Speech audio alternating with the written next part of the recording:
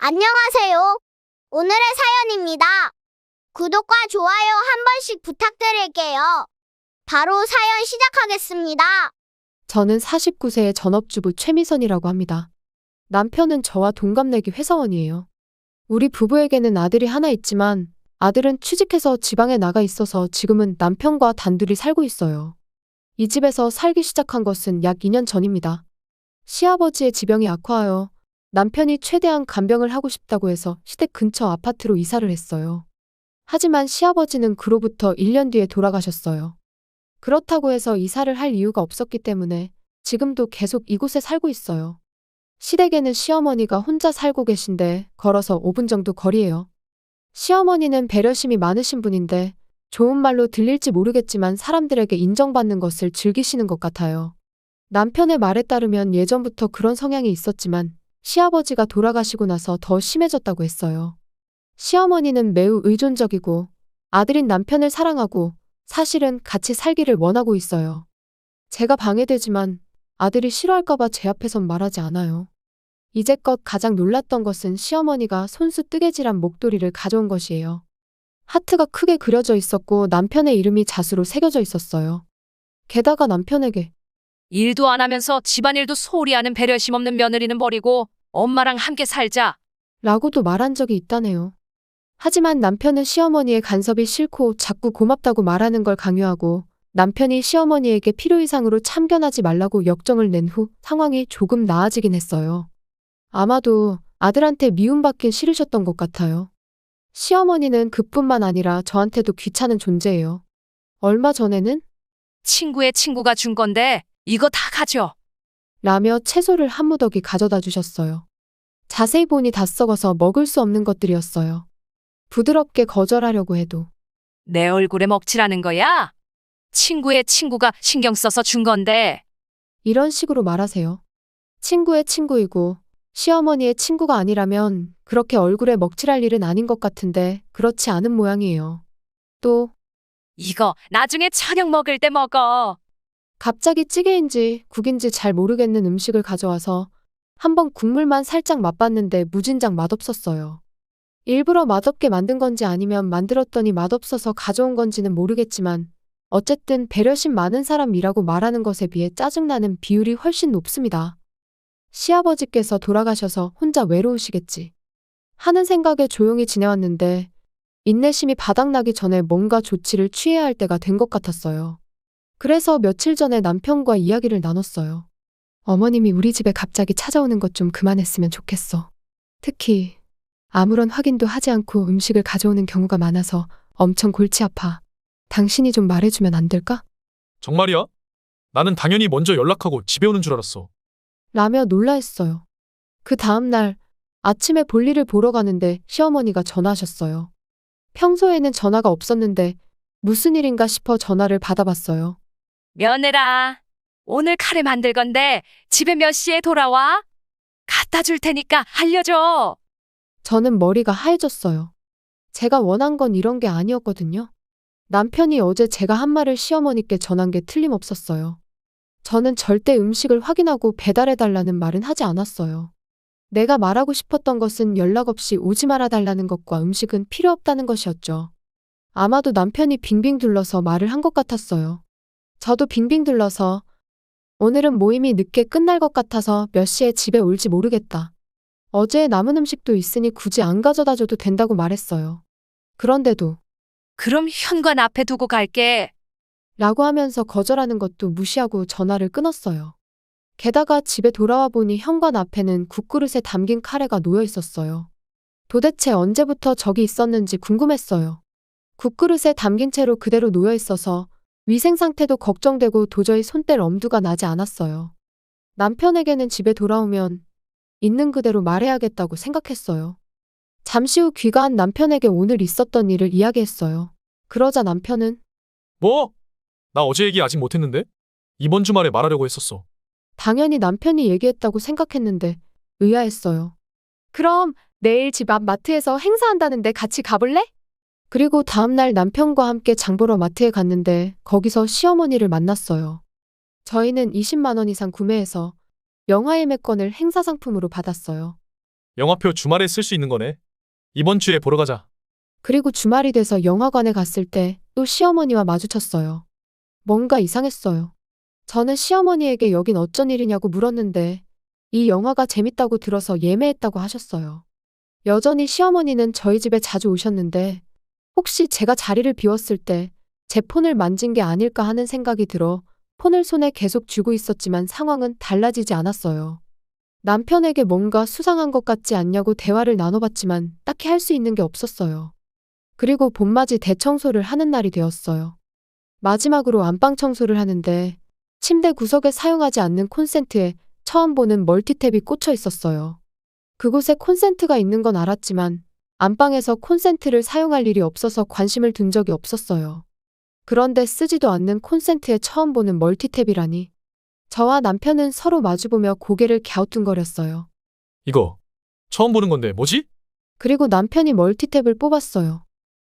뽑은 멀티탭을 유심히 쳐다보던 남편은 얼굴이 일그러졌어요. 저는 왜 그러는지 몰라 함께 인상을 쓰며 남편을 보고 있었어요. 그러자 남편은 멀티탭을 내려놓고선 저에게 방에서 나가라는 손짓을 하더라고요. 안방을 나와 거실로 가자 남편은 작은 목소리로 저거 도청기 같은데? 자세히 보면 좀 생긴 게 이상해. 뭐? 도청기라고? 남편은 다시 가서 자세히 좀 보라는데 저는 아무리 봐도 그냥 멀티탭처럼 보였어요. 그러고 보니 얼마 전에 남편과 함께 TV에서 도청장치에 관한 뉴스가 나왔을 때 멀티탭 모양으로 많이 속인다는 걸 보긴 했어요. 만약 진짜 도청기라면 누군가 우리 집에 들어왔었다는 걸 의미했어요. 도대체 누가? 우리 집에 왜? 여보, 이거 경찰에 신고해야 하는 거 아니야? 기분 나쁨과 두려움에 소름 끼치고 있을 때 인터폰이 울렸어요. 시어머니였어요. 이거 아들 입을 스웨터야. 요즘 많이 춥지? 이거 두껍게 짰으니까 추울 때 입어.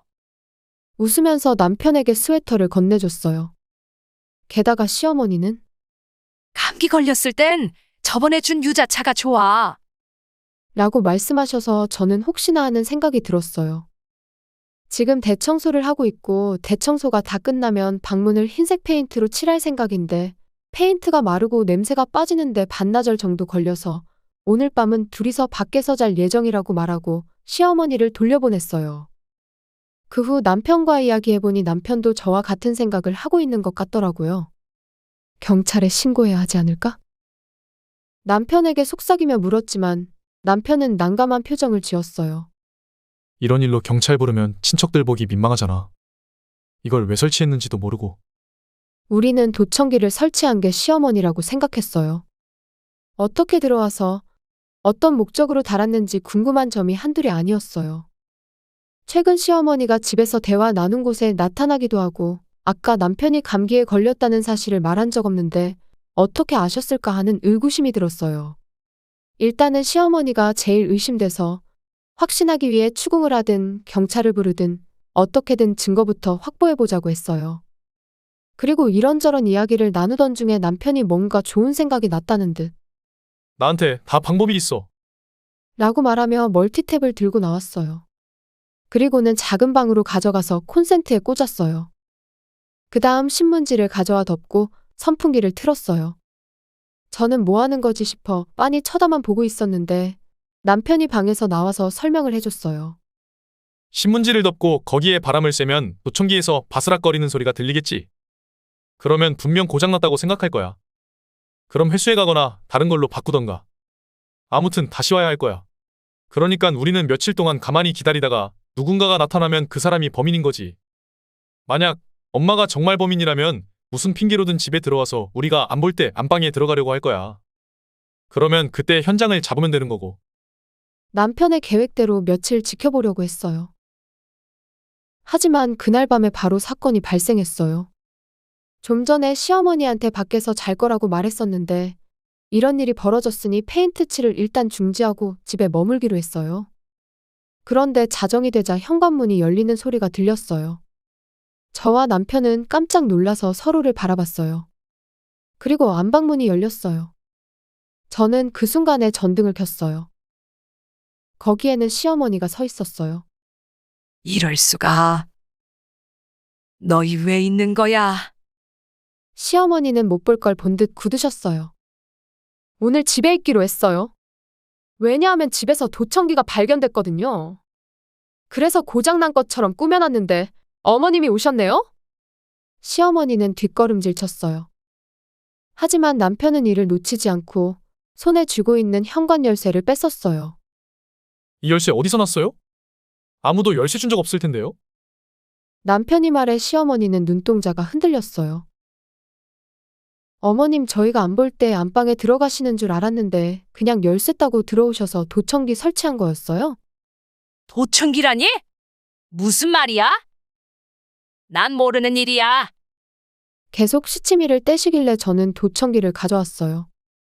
이 위에 신문지를 덮고 선풍기로 바람을 쐬고 있었어요. 분명히 고장난 것처럼 바스락바스락 소리가 들렸을 거예요. 솔직히 말하세요. 고장난 줄 알고 오신 거 맞잖아요. 시어머니는 고개를 돌리고 아무 말도 하지 않았어요. 점점 더 화가 났어요. 말도 안 되는 이유이긴 하지만 며느리 괴롭히려고 도청하는 사람들도 있다던데 그런 거예요? 제 약점이라도 잡고 싶었어요? 그게 아니면 아드님이 궁금했어요? 어머님이 저희 대화를 다 들으셔서 어디 가는지 다 알고 우연히 마주친 척 길에서 마주친 거잖아요. 아무리 시아버지가 돌아가셔서 외로우셔도 이건 정도가 지나치잖아요. 이렇게 말해도 시어머니는 쳐다보지도 않았어요. 저는 계속 말했어요.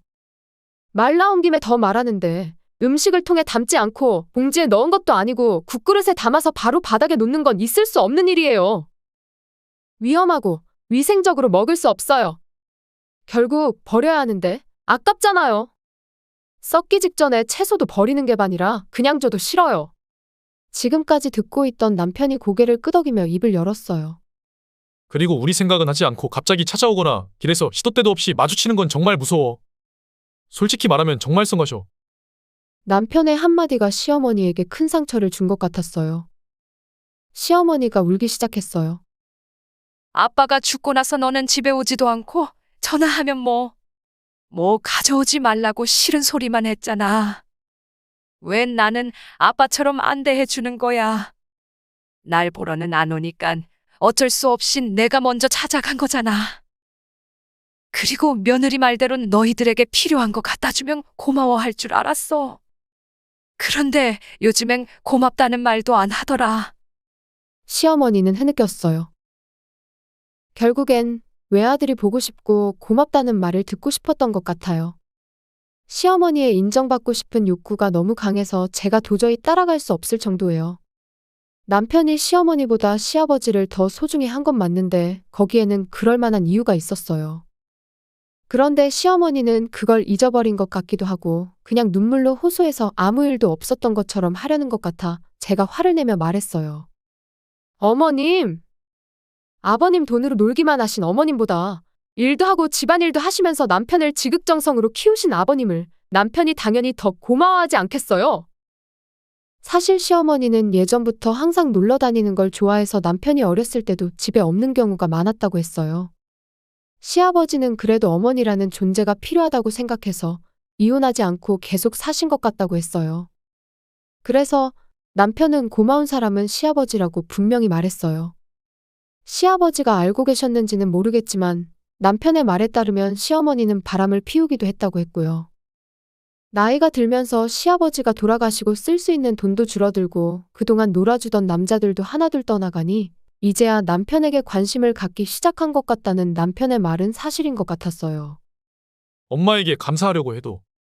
사실 아빠가 돌아가셨을 때 이사 가려고 했는데 집사람이 엄마가 나이도 있고 걱정되니까 가끔이라도 안부라도 물어봐주면 좋겠다고 해서 이사 안 가고 있는 거야.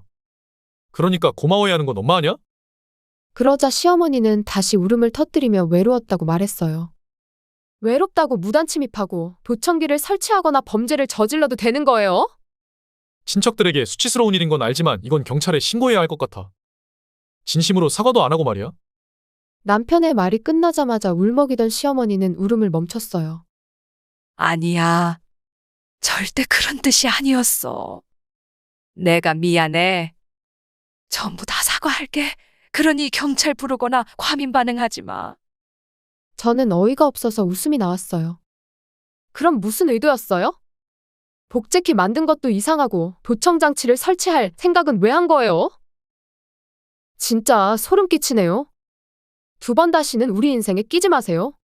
남편이 시어머니를 질질 끌어 현관 밖으로 내동댕이 쳤어요. 경찰에 신고당하기 싫으면 절대로 나타나지 마세요. 그런 다음 우리는 이야기를 나누고 이사하기로 결정했어요. 물론 시어머니에게는 어디로 가는지 이사 간다는 사실조차도 말하지 않았어요. 사실 얼마 전에 승진 조건으로 남편에게 다른 지역으로 발령 제의가 왔었는데 이참에 그러기로 했어요. 시어머니를 경찰에 신고하지 않고 있었는데 시어머니는 제게 100만 원을 계좌이체해주며 이걸로 퉁치는 거야? 알겠지? 라고 문자를 보내왔어요. 전혀 반성하지 않는 것 같은 시어머니의 모습에 돈을 받고 모든 걸 다 차단했어요. 남편이 새로 발령받은 곳은 아들 있는 곳 근처라 아들 볼 일이 많아졌어요. 사랑스러웠던 아들은 이제 너무 커버렸어요. 저도 아들이 있지만 남편에게 저렇게나 집착하는 시어머니의 마음은 도저히 이해가 안 돼요. 아들은 만나는 여자에게 청혼할 거라네요. 시어머니를 교훈 삼아 저는 최대한 좋은 시어머니가 되도록 할게요. 시청해주셔서 감사합니다. 그럼 다음 영상에서 다시 뵙겠습니다.